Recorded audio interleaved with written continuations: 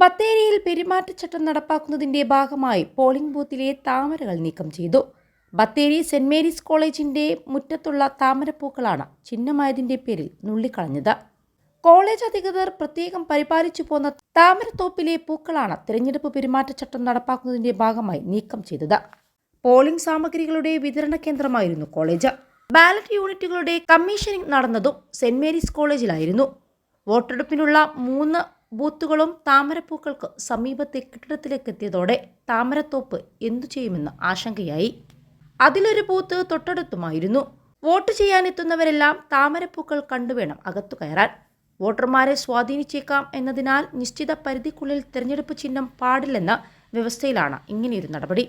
21 ലക്ഷത്തോളം സന്തുഷ്ടരായ ഉപഭോക്താക്കളും 2 ലക്ഷത്തോളം തിമിര ശസ്ത്രക്രിയകളും പൂർത്തിയാക്കിയ മലബാറിലെ ഏക കണ്ണാശുപത്രി Al Salama high hospital, hospital road, Perinthalmanna. നാളുകളായി പരിപാലിച്ചു പോന്ന പൂക്കൾ കളയുന്നതിനോട് നട്ടുനനച്ചവർക്ക് താല്പര്യമില്ലാത്തതിനാൽ ഷീറ്റിട്ട് മൂടാമെന്നായിരുന്നു ആദ്യം ചിന്തിച്ചത്. എന്നാൽ തൊട്ട ഉടനെ തന്നെ പൂക്കൾ ഒന്നൊന്നായി നിലം പൊത്തിയെന്നും ഷീറ്റിന്റെ ആവശ്യമൊന്നില്ലെന്നും ഉദ്യോഗസ്ഥർ പറയുന്നു.